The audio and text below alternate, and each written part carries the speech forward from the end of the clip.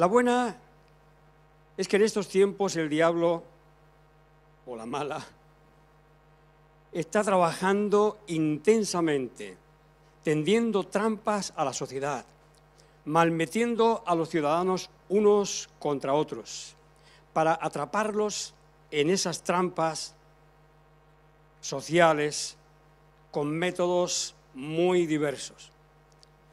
La desestructuración de la familia, la manipulación de la información, que es igual a desinformación, incluido el exceso de la misma, también es desinformación, la confusión en cuanto a la identidad sexual, la confusión entre lo correcto e incorrecto, entre el bien y el mal, la confusión y destrucción del sistema sanitario,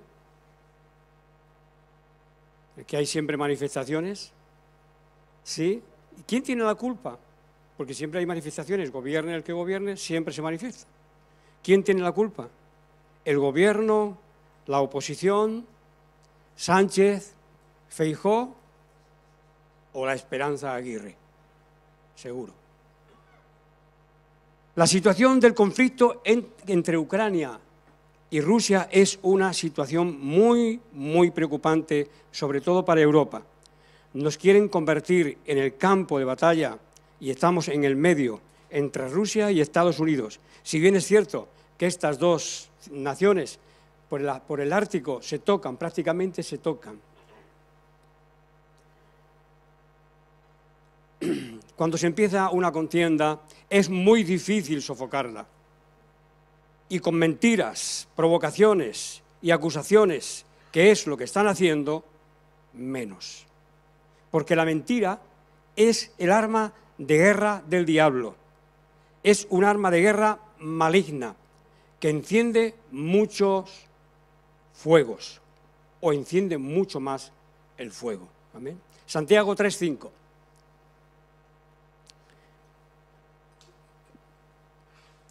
Así también la lengua es un miembro pequeño, pero se jacta de grandes cosas. Y no importa lo insignificante que seas, pero en determinados momentos te agrandas, te estiras como el chicle, como el inspector Gadget, te salen muelles, te haces poderoso. No importa, pero he aquí que este pequeño miembro enciende grandes bosques. ¿Quieren saber cómo va el desarrollo de la guerra? Más allá de las noticias, observen cómo cambia o cómo ha cambiado el rostro de Zelensky en sus apariciones en los medios de comunicación, para que no dejarnos guiar solamente por la información. Así nos cuentan que hay gente que no quiere ir a la guerra, chicas que se embarazan, que no lo ha dicho ahora, pero me lo ha comentado, chicas que les mandan a la guerra, pero se juntan con el que sea para quedar embarazadas para no ir a la guerra. Es una situación terrible y está muy cerca,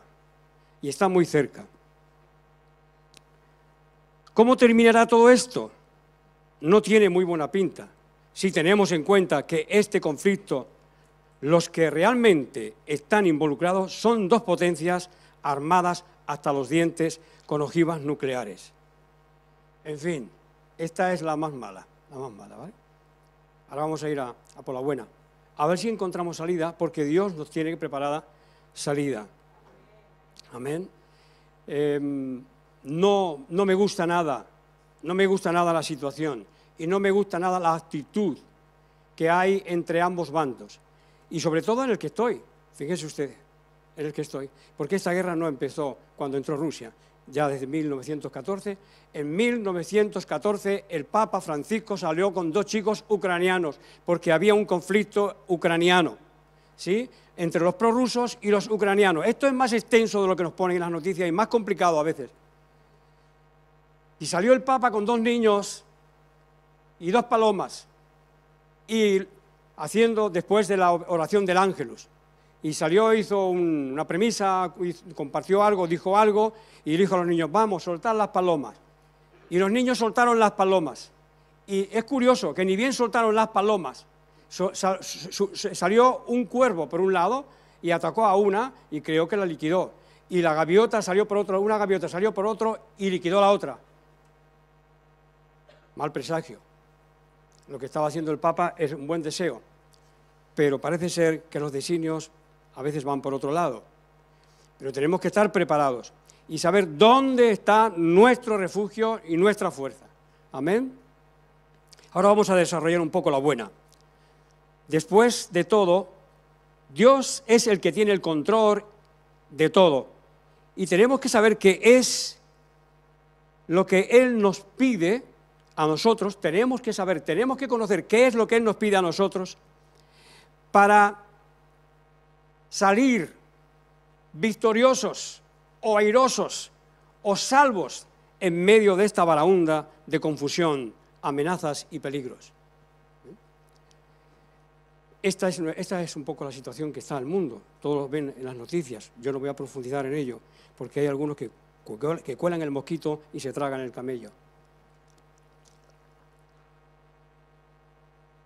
El fundamento de una relación estable entre Dios y nosotros se muestra en la obediencia a la voluntad de Dios. En esto radica nuestra protección y salvación. Porque muchos escucharon al Cristo, escucharon a los profetas, pero no obedecieron, no hicieron caso. Pero los que obedecieron no les fue tan mal, a pesar de las persecuciones. En este sentido necesitamos entender, comprender qué es lo que Dios nos dice para colocarnos bajo su cobertura, sobre su protección. Vamos a leer Mateo 21 a 28. Mateo 21, 28. Y antes de leer esta parábola del Señor Jesús al respecto, antes les diría que prácticamente cada parábola del Señor hace referencia a personas y acontecimientos y situaciones que hoy siguen estando entre nosotros, que hoy siguen estando presentes en medio nuestro. Lo vemos. Es la parábola de los dos hijos, ¿sí? Mateo 21, 28, 32. ¿Pero qué os parece?, dice el Señor Jesús, ante una multitud o ante un grupo de gente que estaba cuestionando a veces sus cosas. Como siempre estaban cuestionando lo que decía, observando lo que decía, para ver en qué trampa lo podrían agarrar. ¿Pero qué os parece? Un hombre tenía dos hijos y acercándose al primero le dijo: hijo, ve hoy a trabajar a mi viña. Respondió él y dijo: no quiero. Pero después, arrepentido, fue. Y acercándose al otro le dijo de la misma manera. Y respondiendo él dijo: sí, Señor, yo voy. Pero después no fue. ¿Cuál de los dos hizo la voluntad de su padre?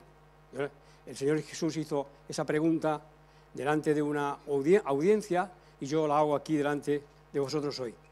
¿Quién hizo lo correcto? ¿Quién hizo la voluntad del Padre? Bueno, el Señor Jesús, aquí en el Evangelio, nos da la respuesta, ¿verdad? Dijeron ellos, el primero, y Jesús les dijo: de cierto os digo que los publicanos y las rameras van delante de vosotros al reino de Dios.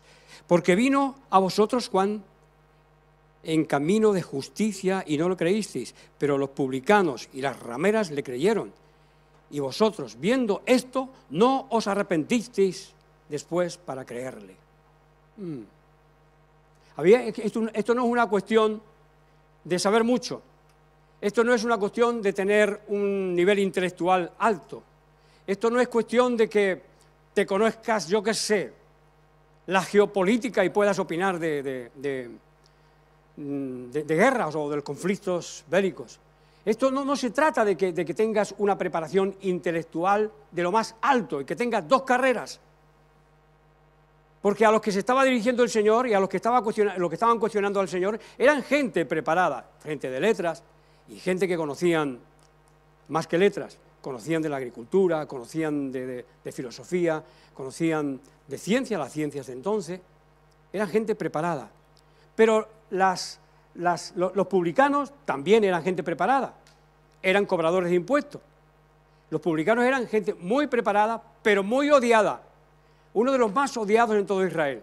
¿Te imaginas que tengas a la puerta que estuviéramos tomados hablando de ahora de la guerra de Rusia o de Estados Unidos, que estuviéramos dominados por una potencia superior a nosotros y que el vecino viniera a cobrarte a ti los impuestos para pagarle a la potencia dominadora? Esto es lo que estaba sucediendo en Israel.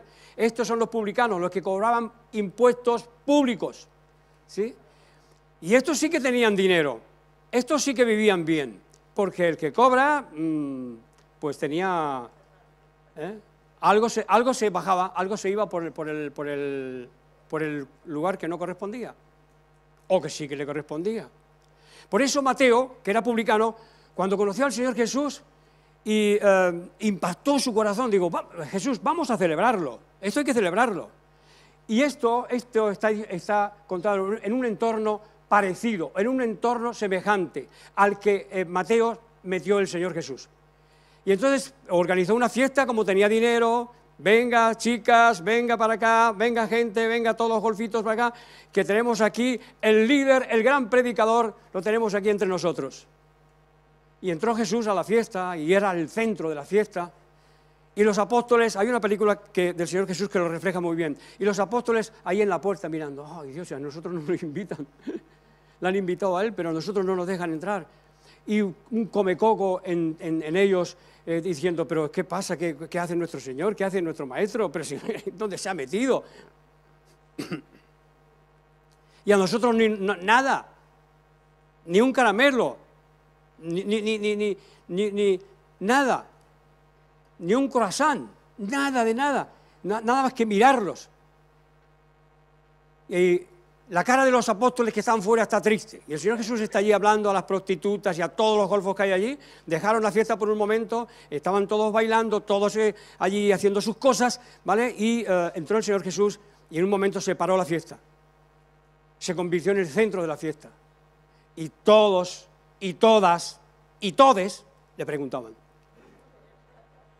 ¿Sí? Y él allí hablando y dando enseñanzas. Salieron un montón convertidos, entre ellos Mateo, que dejó las riquezas y todo el porvenir y el futuro que tenía por delante monetario y se fue a seguir a Jesús y con sus bienes también financiaba a Jesús. Ay Dios, ¿cuántos papás y mamás hay aquí? Levante la mano bien ahí. Oh, madre mía, ¿cuántos, eh? ¿Y cuántos tienen? ¿7, 8 cada uno? No.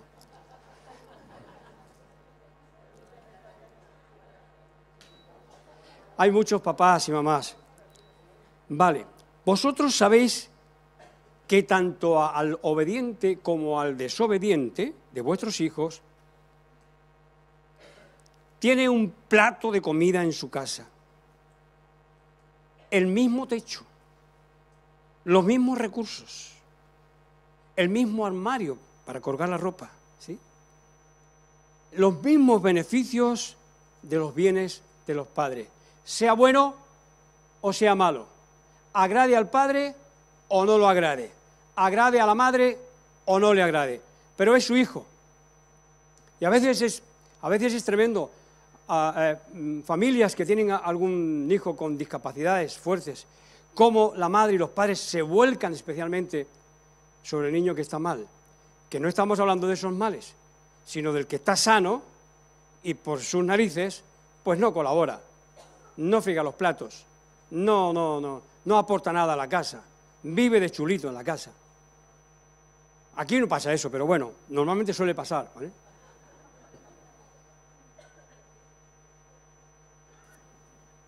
Pero en el caso que hemos leído, solo uno de ellos iba a ser aprobado por el Padre. Solo uno iba a ser aprobado por el Padre. ¿Digo bien o digo mal? Esto no es tan sencillo, no es tan sencillo como yo lo estoy explicando. Es difícil de definir. Este principio o concepto, si realmente fue aprobado por el Padre, es que hizo bien los deberes. Y si hace bien los deberes, el padre tiene que decir, oye, cariño, ¿has hecho bien los deberes? Y si el otro no hace bien los deberes, pues habrá que decirle, hijo, no haces bien los deberes. Porque si no, sería algo muy, pero que muy injusto. Lo primero que he comentado parece injusto. Hijo, muy bien, has hecho bien los deberes, gracias por tu esfuerzo, gracias porque trabajas, gracias porque te sacrificas. Pero el otro, pues no lo va a aplaudir, lo tendrá en el techo, le dará la comida y hará todo lo que tenga que hacer, pero no le va a aplaudir. No podemos aplaudir las cosas negativas. Dios ama al pecador, pero no los pecados. Dios ama al que peca y al que está mal, pero no ama el pecado, no ama la actitud incorrecta y va a hacer todo lo posible por corregir al que anda mal. No es que reciba la aceptación, es que Él se ha ganado esa aceptación, porque la voluntad y la buena voluntad de Dios está para con todos nosotros y vosotras. ¿Sí? Pero algunos lo reciben y otros no. Personalmente, hasta que se dilucidó esta cuestión de que Dios elegía a uno y desechaba a otro, era lo que yo recibía en el cristianismo en mis primeros tiempos de convertido, donde iba, era una iglesia católica también, y las comunidades de Kiko Arguello. Y entonces había una cuestión que cuando leía el pasaje de 1 Samuel 15, me agarraba una desconfianza. Digo, ¿en manos de qué Dios estoy? ¿Estoy en manos de un Dios caprichoso que dice, tú sí y tú no? ¿Estoy en manos de un Dios caprichoso que dice, bueno, Saúl fue desechado y David fue elegido? Digo, ostras, esto es muy peligroso. Entonces, ¿qué puede hacer conmigo? ¿A qué lado me va a poner a mí? ¿Qué es lo que tengo que hacer yo? Hasta que entendí que Dios tiene la misma actitud para conmigo que para con todo el mundo, que para con los demás, que para con vosotros. Entonces, ¿dónde radica este hecho de que Dios desecha a uno, como dice? Una vez le dije a un escritor, un poeta y escritor muy famoso, es que estoy hablando del siglo pasado, ¿saben? Y le pregunté y le digo, oye, dice, es que, Alfredo, sobre esta cuestión, dice, es que eso es una forma antropopática de hablar. Digo, ¿cómo es antropopática de hablar? ¿Dónde sacas esa palabra tú? Antropopática. Pues es que como no está, pues la invento. Que no sé cómo decirlo. Antropomórfica. Tampoco está en el diccionario. Está antropomórfico. Miren, ahora les reto a ustedes, féminas. Antropomórfico está en el diccionario. Antropomórfica, no. A manifestarse, ya. Y a reclamar el derecho femenino. Pues si son capaces de niñes, niños, niñas y niñes, pues también antropomórfica. Es una manera antropomórfica, y esa la me invento yo ahora, que la ponga en el diccionario si me escucha algún letrado, antropomórfica de hablar. Es difícil hablar a esta sociedad. Son cosas que están escritas en un contexto muy antiguo. Así que no tendrías que hacerte problema. Digo, hombre, no me hago problema, pero sí me hago problema, pero porque es que no lo termino de entender hasta que entendí que en el relato de 1 Samuel 15 dice que Dios desecha a Saúl para elegir a uno mejor que él. Hasta que descubrí, como me decía un poeta, este poeta, que esa forma antropopática de hablar, pues no me hacía entender, no podía entender bien. ¿Cuándo entendí? Sea como fuere Dios, lo califiquemos como lo califiquemos, Dios no desechó a Saúl, Dios no desechó a Saúl, fue él solito el que se desechó. Se borró de la obediencia y la gracia de Dios, haciendo lo que bien le parecía, lo que a él le daba la gana, lo que a él le parecía bueno y no lo que aquel que le ungió como profeta le dijo que hiciera. Está bien que si leemos el capítulo 15 es una barbaridad, es una cosa tan tremenda lo que Dios le manda que dice, bueno, pues oye, al final uno piensa naturalmente y dice, pues oye, es que es verdad, ¿cómo va a hacer eso, no? Pero la realidad es que desobedeció a Dios. Mintió varias veces, en varias ocasiones. Dios no era su Dios, era el Dios de Samuel. Dice, vamos a honrar a tu Dios. ¿Qué pasa, que no es el tuyo? Es el Dios de Samuel, pero no es el tuyo. Se nota en el relato que está desvinculado de la gracia de Dios, que él mismo se ha desvinculado del poder, de la gracia y del servicio a Dios. Le importaba más ser honrado ante los ancianos que rectificar su conducta, y se edificó un monumento a sí mismo. Todo ello está en el capítulo 15 de 1 Samuel. Todo esto que digo, ¿vale? Se edificó un monumento. Solamente faltaba, no, y me imagino que se postraría allí y digo, ¡ay, qué grande eres, Saúl! Hay una yositi tremenda, y cuando hay una yositi que impera en nosotros sobre la necesidad del ambiente social en el que nos movemos, sobre la necesidad de los demás, y nos agrandamos y nos engrandecemos de esa manera, hay un peligro de yositis, es decir, una desubicación total, un apartamiento total de Dios para ser yo. Yo soy Dios, yo soy el rey, yo soy el que mando. Entendamos que Dios no hace acepción de personas, ni discrimina a nadie. Somos nosotros solitos los que nos alejamos o acercamos a Él. La oferta de Dios está hecha siempre, para todos. Pero algunos la reciben o la quieren recibir y otros son indiferentes o la asquean. No la quieren. Entonces, no es Dios el que te margina, no es Dios el que se olvida de ti. Eres tú, somos nosotros los que nos olvidamos de Dios y de los que sacamos a Dios de nuestro entorno, de nuestro camino, de nuestro proyecto o de nuestros proyectos. Hemos emprendido nuestros proyectos y no hemos entrado en el proyecto de Dios. Hacemos las cosas como bien nos parece y no como Dios manda o como Dios nos manda.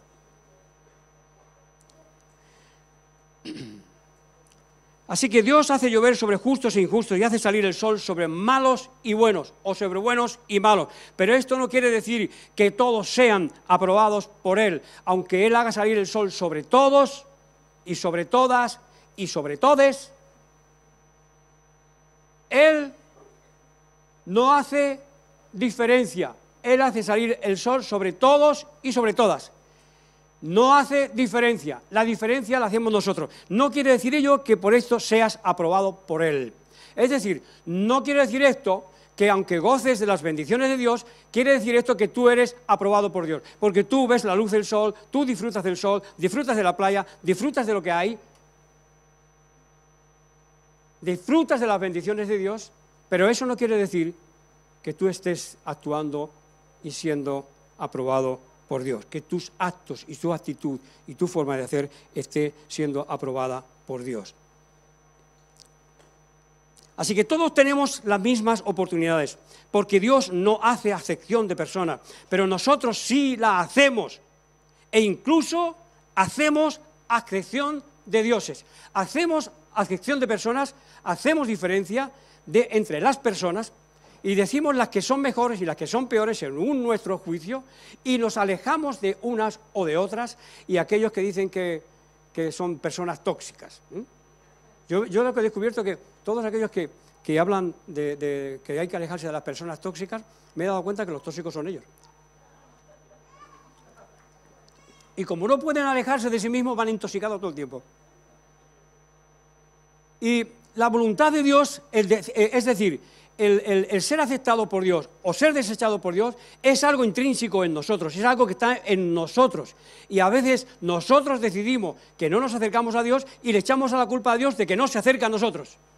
Dios está siempre acercándose a nosotros. Dios no es un mentiroso. Dios está siempre ofreciéndote lo mejor. Quiere lo mejor para ti, quiere lo mejor para nosotros, quiere que nos libremos también hasta la guerra de Ucrania. Amén. Gloria a Dios, aleluya. Él quiere lo mejor para cada uno de nosotros. Pero es que nosotros también marginamos a Dios y elegimos otros dioses a que servir. Elegimos otras deidades, elegimos otras cosas a las que servir y nos olvidamos de Dios. Entonces, ¿cómo lo vamos a extrañar y cómo le vamos a echar la culpa? Pero sí, el hombre y la mujer y los niños también.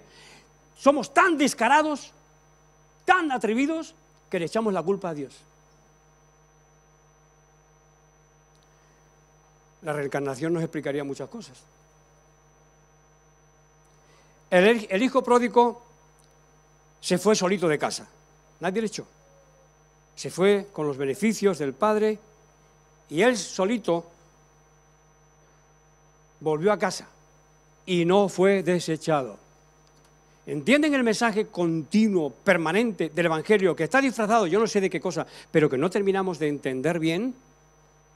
Que puedes irte. Y aquí en esta iglesia no podemos hacer otra cosa que lo que vemos hacer al Padre. Y si el Padre al que vuelve arrepentido lo recibe, nosotros lo vamos a recibir. Y si el Padre se duele por el que se va, nos vamos a doler, pero no lo vamos a criticar, no lo vamos a desechar, se ha ido al infierno, este ya está condenado, como hacen en otros lugares. Si te vas, ya lo he dicho varias veces, ¿no? Lo vamos a sentir, nos va a doler, pero si vuelves, te recibiremos con los brazos abiertos, sin rencor, como hizo el padre del hijo pródigo. Amén. Lo recibió a su hijo contento, contento. Amén. Y no podemos hacer nosotros otra cosa que lo que vemos hacer al Padre. Y lo que pasa es que nosotros a veces hacemos lo que vemos hacer al hijo pródigo. No hacemos lo que hace el Padre, no nos fijamos en el Padre. Y como Padre tenemos que actuar de esta manera, porque no puede el Hijo hacer otra cosa que lo que ver hacer al Padre, dijo el Señor Jesús. Y nosotros como cristianitos o como cristianos y cristianas tenemos que hacer o aprender a hacer lo que vemos hacer a nuestro Padre. Y si nuestro Padre recibe al hijo pródigo, al hijo que se fue, y lo recibe con los brazos abiertos y sin reproches, antes hace una fiesta que el otro ya se sintió celoso,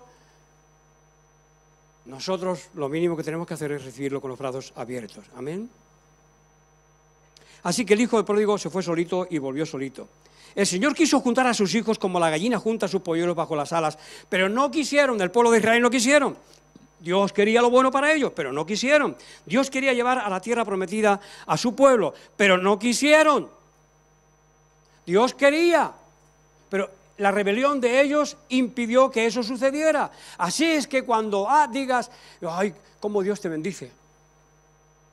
Bueno, a lo mejor es que estamos en el lugar correcto. Pero no porque Dios me quiera más a mí que a ti, sino porque a lo mejor he aprendido a parar las orejas, sí. Las ovejas metidas por todos lados, ¿eh? Y yo soy un macho cabrío. Las ovejas, las orejas y las ovejas en obediencia bien paradas. Amén. ¿Para qué? Para estar en el lugar correcto.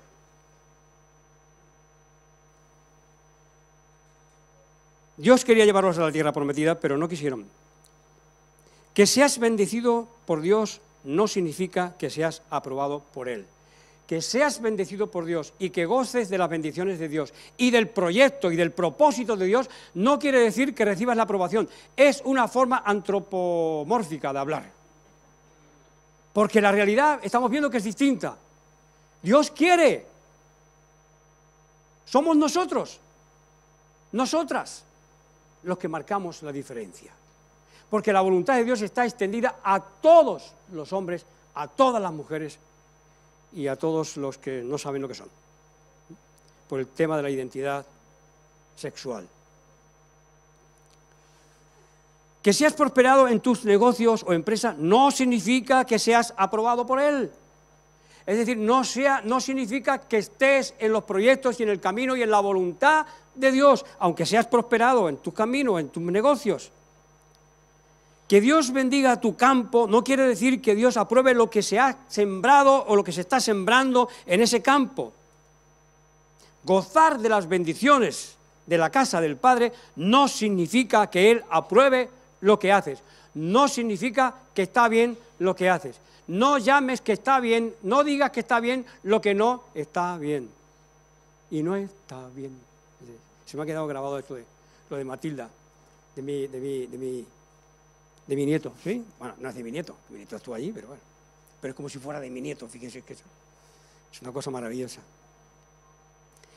No significa que esté bien, aunque te apruebes, aunque estés gozando de los bienes del Padre, aunque bendiga tu campo, aunque bendiga tu casa, aunque bendiga tus bienes, no es una garantía de que estés siendo aprobado por Dios. Y a ver, con frecuencia a veces estoy preocupado, ¿saben? Yo también me preocupo. Y saben ustedes que el diablo sabe muy bien cómo atacar, y ataca siempre a la cabeza, ¿sí? Y a veces estoy preocupado, y a veces mi esposa me consuela y me dice, cariño, pero ¿por qué tiene que preocuparte? Si va todo bien. Si va todo bien y yo no estoy bien, no me importa que todo vaya bien si yo no estoy bien. Porque si yo no estoy bien, las cosas no están bien, por lo menos para mí. Si yo estoy siendo bendecido y gozo de vuestra compañía, de vuestra ayuda, de vuestra colaboración, de vuestra audiencia, ¿me voy a enorgullecer yo? Si Dios no está conmigo, salgo corriendo. No soy nadie. No soy nada. Esto es lo que le pasaba al profeta Elías cuando hizo bajar fuego del cielo. Dios no estaba con él, aunque le ayudó, Dios no estaba con él. Y salió por patas, salió corriendo ante la amenaza de una mujer. Si tenía todo el pueblo con él, podía tomar el reino. ¿Qué le pasó? Que se había metido en un general que Dios no le había mandado. Yo sé que todos para ir los predicadores van a decir, pero ¿cómo que Dios le mandó? Si Dios dijo, Señor, para que veas que yo soy tu siervo, que tú eres el Dios verdadero, haz bajar fuego del cielo. Dios le ayudó y le sacó de ese berenjenal en el que se había metido. Y todos los predicadores elogian ese momento, y es el momento más difícil de Elías, porque a partir de ahí salió huyendo. Cuando tenía todo el pueblo consigo mismo, si fuera alguien que le gusta la milicia o el poder, diría, ahora tengo el poder en mis manos, todos están conmigo. Todo el pueblo está conmigo. Jehová es Dios, Yahvé es Dios. Di lo que quieras que lo hacemos, vamos, tomamos el palacio de Samaria. Y lo hubiera hecho. Pero no era su ministerio era ser profeta. Y el profeta se quedó sin profecía, el profeta se quedó sin la palabra de Dios, el profeta se quedó sin el amparo de Dios. Aunque le sacó de ese momento, él se dio cuenta, porque era sensible, se dio cuenta que Dios le echó una mano para no hacerle quedar mal, porque no estaba haciéndole quedar mal a él, es que Elías estaba haciendo quedar mal a Dios. Señor, para que todos sepan que tú eres el Dios verdadero, haz descender fuego del cielo. Y si Dios no hace descender el fuego del cielo, pues ahora resulta que Dios no es el Dios verdadero. Entonces digo, voy a sacarle a este loco de aquí y que se vaya corriendo al desierto ya, porque lo voy a poner así, de cintura. Y salió corriendo. ¡Ah, Dios, aleluya!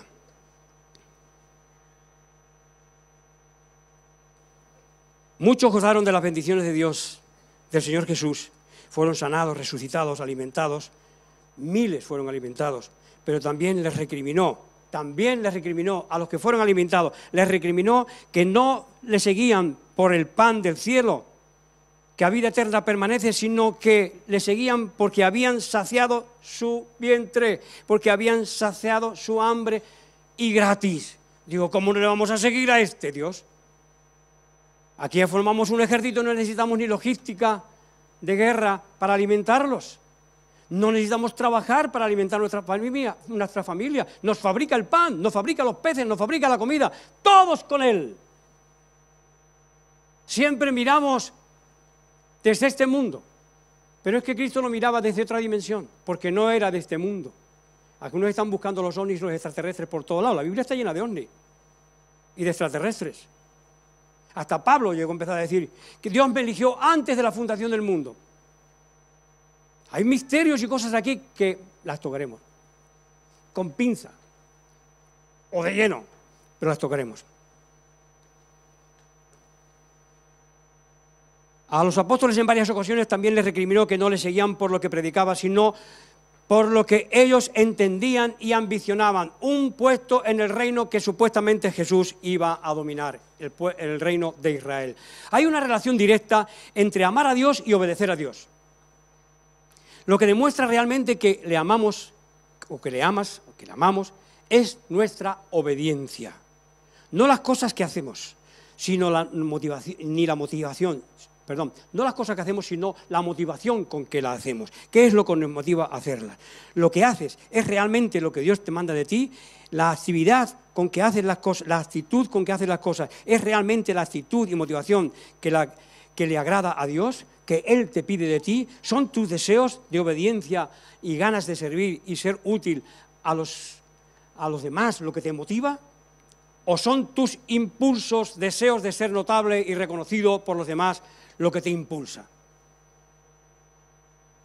Paréntesis.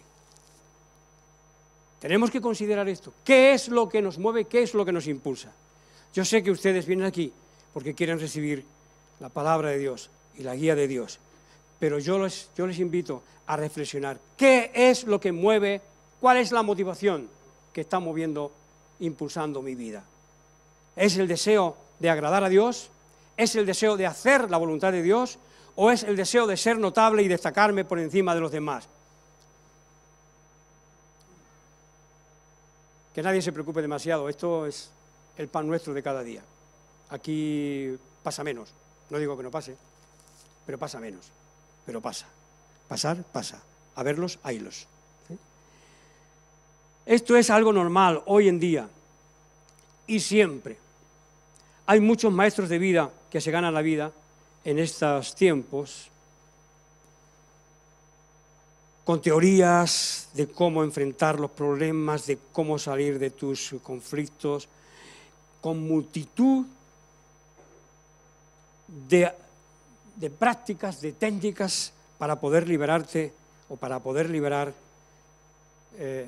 de tus problemas, de lo que te acosa, de lo que te agobia, de el sinsentido de tu vida, etcétera, etcétera. De cómo hacer dinero y ganar dinero sin hacer nada, estando sentado, tomando el sol en la playa. ¿No le han llegado a ustedes esos anuncios? Solamente me llegan a mí. ¿Cómo ganar dinero? Fíjate tú, mira, yo hice esto, mira, y estoy todos los días en la playa, allí debajo de una palmera, paseo por aquí por la playa, viendo chicas bonitas y tal, porque ahora como tengo mucho dinero, puedo tener hasta chicas bonitas también. ¿No le llegan a ustedes esos anuncios? ¿O solamente me llegan a mí? ¿Sí o no? ¿Sí, no? Pensaba que era el único tonto, era yo. Digo, a lo mejor, como es la inteligencia artificial, es más inteligente que yo, digo, le vamos a enviar a este, a ver si pica. Pero no pico, lo saco, pero a veces con desprecio. Esto es normal, que a veces hagamos las cosas por nuestra propia iniciativa, porque tenemos ciertas habilidades, las queremos desarrollar y queremos ser notables, o queremos inclusive ganarnos la vida con eso. Es normal, pero Dios quiere llevarnos a nosotros a algo mejor. Conozco no a uno, sino a varios casos de personas de ambos sexos que eran adoradores en la iglesia, cantantes y compositores de alabanzas, que incluso se emocionaban cuando interpretaban las canciones, los coritos, y cantaban alabanzas entusiasmados, pero de ninguna manera estando quebrantados. Se emocionan. Una cosa es emocionarse y otra cosa es quebrantarse. Porque quiero hacer esta diferencia porque la emoción a veces nos embarga. Pero es que Dios habita en el corazón quebrantado. Es una de las pocas cosas que dice la Biblia donde Dios habita. En el corazón quebrantado y en las alabanzas de su pueblo. Así es que tenemos que alabar con fuerza y levantarlo de nuestro asiento y bailar, no como César, porque ya César ya es demasiado bailarín. Que parece que se va a romper César cuando bailas. Ya verás tú. No, a ver cómo va a correr. Entonces yo tengo miedo que César no tiene la rodilla puesta, que se rompa, porque con esos arrebatos, que nos levantemos del asiento y alabemos a Dios, porque Dios habita en las alabanzas de su pueblo. Y en el corazón quebrantado. Así es que alguna vez me dijeron, oye, pero es que ¿le fuiste a decir a retar a fulanito? Digo, yo no fui a retarlo, fui a ver que cuando estaba haciendo de pastor eventual. Es que, y no lo retaste. O sea, sí que bueno, no lo reté.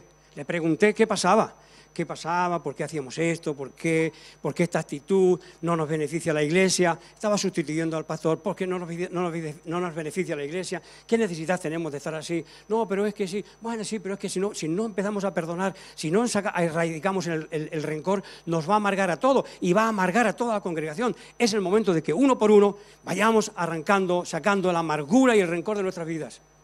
Y claro, y después que le di una charla así, se puso a llorar. Lo abracé, me puso el hombre, pero encharcadito, llorando. Y entonces cuando fui y di el report, la noticia, Y dice, pero es que fuiste muy débil, ¿pero por qué no le diste caña? Digo, escúcheme, yo no sé qué ministerio tendrás tú, pero a mí el único ministerio seguro que Dios me ha dado es el ministerio de la reconciliación. Y si hay un corazón quebrantado, Dios habita en él, Dios está trabajando en él, no metas la pata porque vas a estropear lo que Dios está haciendo en él. Así que no le diré nunca nada. Mientras que esté quebrantado y haya reconocido su error, jamás le diré nada. Yo no sé qué ministerio, pero yo no puedo hacer esto. Va contra las reglas de Dios, va contra lo que Dios, el ministerio que Dios ha impreso en mí. Y es reconocer al corazón quebrantado, al arrepentido, al que se arrepiente, al que rectifica su conducta. No hace falta pensar en arrepentimiento como algo terrible, que uno se azota, no sé. Pero simplemente decir, lo siento, perdóname, lo siento. Uno tiene que vivir con esta palabra continuamente delante, porque es que hay algunos que no se cansan de cometer errores y jamás dicen, lo siento. Jamás dicen, lo siento. Y esto no tiene la aprobación del Padre.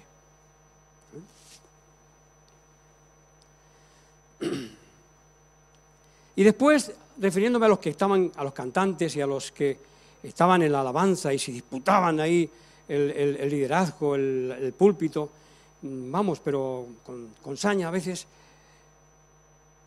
y que alababan supuestamente a Dios y engañaban a sus parejas con una relación extramatrimonial. Estaban rompiendo su matrimonio mientras servían, según ellos, en la alabanza a Dios o en el servicio a Dios. Su actitud no le impedía participar en la alabanza o en la prédica, antes al contrario, se disputaban la plataforma a muerte, como en el caso de algunos telepredicadores famosos de antaño. Yo digo de antaño porque ahora no creo que pasen tantas cosas. ¿O sí? Ahora no pasan tantas cosas como antes. Los tiempos de antes eran peores, mucho peores. Ahora la gente son mucho mejores, todos son mucho mejores. Pero el enemigo está tratando de confundir a la sociedad y de enfrentarnos los unos a los otros. Es una de las estrategias de la ingeniería social, de la bestia. ¿Quién o qué inspiraba sus motivaciones? ¿El amor a Dios o el amor al ego? ¿Qué inspiraba sus motivaciones? ¿El amor a Dios o el orgullo exacerbado? ¿El amor a Dios y al próximo o el amor de sí mismo para prevalecer sobre su próximo? Para decir, yo soy más importante, soy notable, fíjate tú cómo he salido. Y de verdad que hay algunos que tienen muchas virtudes y se lo merecerían y estarían aprobados por Dios, reaprobados por Dios, como dicen los argentinos, reaprobados, no aprobados, reaprobados por Dios, porque tienen cualidades para ello y si las pusieran debajo de la voluntad de Dios sería maravilloso, porque no tendrías que sentirte inferior a su lado, sino dar gloria a Dios por él, por ella, por cuanto Dios le ha bendecido y le ha dado tal gracia. Hay una relación directa entre amar a Dios y obedecer a Dios. El mismo Señor Jesús dijo, si me amáis, guardaréis mis mandamientos. O si me amáis, guardad mis mandamientos. ¿A quién le darías un cargo de mucha responsabilidad en tu empresa? Miguel, ¿le pondrías a sacar dientes a uno cualquiera?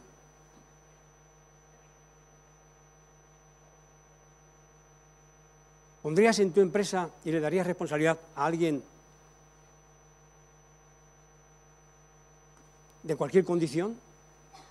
¿O elegirías aquel que se sujeta a las normas de la empresa y que tiene habilidad, tiene capacidad, pero que además se sujeta a las órdenes o a la voluntad, a las directivas de la empresa? Porque si alguien tiene capacidad, es un buen operario y no se sujeta a las directrices de la empresa, te puede hacer más daño que el que no sabe nada.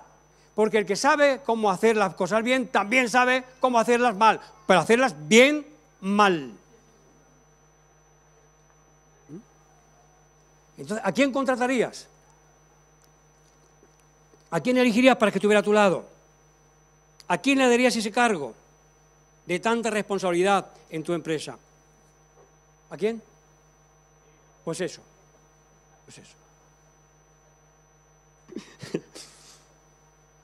La obediencia nos da nuevos accesos de intimidad y responsabilidad en la casa del Padre. ¿Te imaginas ir a trabajar a la viña, como dice el padre? Hijo, ve a trabajar en mi viña. Y asomar la cabeza por la ventana y decir, qué calor, Dios mío, qué mayor. Sí, ya voy, papá. Con lo bien que se está aquí en la casa, con el aire acondicionado, la Play y el ordenador, o viendo tonterías en el móvil, anda ya, que se pudra la viña. O en el bar con mis amigos. De estos dos hijos aprendemos que la obediencia no es un sentimiento, no es hacer lo que a mí me gusta o lo que me apetece en ese momento. No, es una decisión de responsabilidad, aunque no me guste. La obediencia es una decisión de obedecer, aunque no me guste. Y el del Señor Jesús aprendemos, ya terminamos, lo mismo, pero elevado a la 6ª potencia. ¿Pueden subir por lo menos un músico y alguien que cante algo, sí, por favor? Mi hija, Dani, aunque seas Dani y Eli. En el Señor Jesús aprendemos lo mismo, es decir, hacer las cosas no porque me agradan, no porque me gustan, no porque me apetecen, sino por obediencia. Y ahora lo vamos a ver. Mateo 26, 38, 42. Entonces Jesús les dijo, mi alma está muy triste, hasta la muerte. Quedaos aquí y velad conmigo. Yendo un poco más adelante, se postró sobre su rostro, orando y diciendo, Padre mío, si es posible, pase de mí esta copa, pero no sea como yo,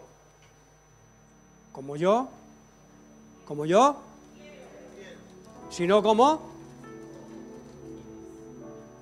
Vino luego a sus discípulos y los halló durmiendo y dijo a Pedro, ¿así que no habéis podido velar conmigo una hora? Velad y orad para que no entréis en tentación. El espíritu, la verdad, está dispuesto, pero la carne es débil.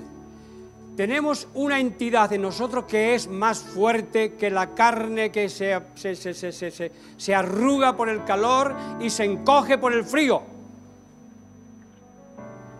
Hay una naturaleza más fuerte en ti. Entendamos esto. Una naturaleza que es capaz de decidir obedeciendo, aunque no le guste, aunque no lo sienta. Esta palabra tan usada, es que no lo siento.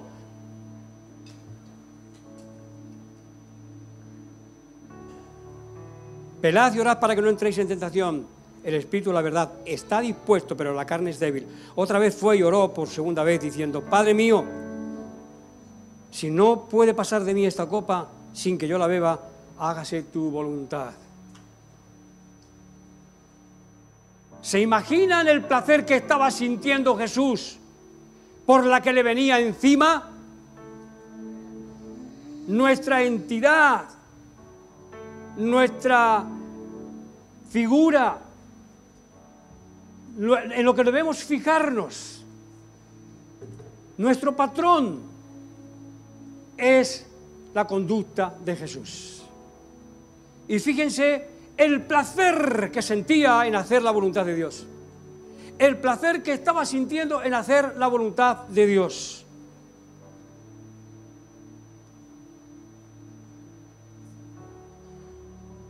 Estaba sintiendo el Señor Jesús un trago amargo que tenía por delante. El Señor Jesús hizo muchos milagros, predicó con éxito la palabra de Dios y decía lo que el Padre le decía que dijera, no lo que Él se le antojaba, decía lo que el Padre le decía que dijera y no se escapaba ni un milímetro. Era uno con el Padre. Y cuando había cumplido su función con los apóstoles y estaba toda la gente allí expectativa, Él llegaba a la tarde y se iba por la noche a estar solo en oración, en comunión con su Padre, para recibir las instrucciones de lo que debería hacer al día siguiente o esa misma noche, como lo hizo varias veces, apareciéndose a sus discípulos y estos le confundían por un fantasma. Así que el Señor Jesús tenía la capacidad de transfiguración, es decir, de formar una especie de cuerpo etéreo y estar en un lugar orando y aparecerse a sus discípulos en el mar de Galilea o en algún otro lugar, o a los discípulos en el camino de Emaús, etcétera, etcétera, en distintas ocasiones.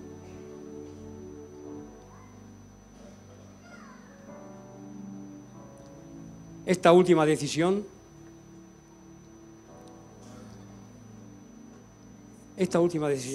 cuando el Señor Jesús dijo, no se haga mi voluntad, sino la tuya,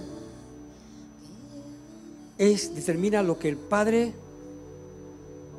lo aceptara, lo reconociera como el santo de los santos, tal como dice la profecía de Daniel, el santo de los santos. He aquí el santo de los santos, el sacrificio del santo de los santos, que nos liberará de nuestros pecados, de nuestras culpas. ¡Ah, y cómo! ¿Y cómo? Pero si está muerto. Sí, pero murió por ti. Murió por ti, para que no tengas que sacrificar un macho cabrío o un cordero en tu casa o en la puerta de tu patio, como están haciendo todavía los musulmanes. Murió por ti, murió por nosotros, pero por todos nosotros, sí y no. Por todo el que lo acepta, por todo el que recibe ese ministerio, por todo el que recibe su sangre, por todo el que se coloca bajo su cobertura. Ah, Jerusalén, Jerusalén, cuántas veces quise juntar a tus hijitos como la gallina junta a sus polluelos bajo sus alas, y no quisiste, y no queremos, y nos descuidamos. A veces queremos, pero nos descuidamos. A veces queremos, pero el móvil nos atrapa. Yo lo sé porque a mí me ocurre. Y a veces me tengo que rebelar y me pongo mal conmigo mismo y le pido a Dios ayuda. Dios, ¿cómo puedo desconectar esto que no me salga? Porque es que a veces me sale alguna cosa que me interesa para estar al día, aunque sea. Si tengo que venir a compartir y predicar, por lo menos para estar al día. ¿Qué es lo que pasa? Que no me salga esto. No puedo. La máquina y la inteligencia artificial nos dominará. Dios santo, Señor, no mi voluntad, sino la tuya. Entonces tengo un ordenador más pequeño y no sé cómo está bloqueado, porque como no se actualiza, y a veces trabajo ahí, porque si no las moscas no paran de molestarme y estar con el sacamoscas, sacando moscas, sacando molestias, sacando distracciones. Concentrémonos en Dios. Concentrémonos en aquel que nos dio las pautas para ser aceptados delante de Dios. El ser aceptado delante de Dios va a depender de tu actitud. Pero si tu actitud está en Cristo Jesús, Él es el Cordero que te limpia de tus culpas, de tus faltas. Y cuando el diablo venga a decirte, eres así, sí, lo sé, estoy luchando con ello, pero Cristo también me libra de esto y yo también voy a hacer fuerzas para dejarlo atrás, para dejar mi pasado atrás. También voy a luchar, voy a colaborar con Dios para dejar mi pasado atrás. Yo sé que Él me limpia, pero yo quiero dejarme limpiar bien por la sangre de Cristo Jesús. Amén. Esto nos muestra que no es por sentimientos. Lo que estaba sintiendo Jesús era todo lo contrario de lo que a veces nosotros argumentamos para no hacer la voluntad de Dios. Es que no lo siento. Jesús tampoco lo sentía. Es más, sentía un tremendo dolor viendo lo que tenía por delante. Y viendo las dificultades que nosotros que tenemos en la vida y lo que la vida nos plantea y lo que nos puede plantear, sabemos en quién tenemos redención de pecados y la guía para esquivar a la bestia y la máquina apisonadora. Amén. Aleluya. Gloria a Dios. Dime algo, alegre. Sé que es tu fidelidad que lleva mi vida más allá de lo que puedo imaginar. Amén. Aleluya. Sé que no puedo negar que es tu mirada puesta en mí, me llena de tu paz. Oh, yo sé que es tu fidelidad que de lo que puedo imaginar.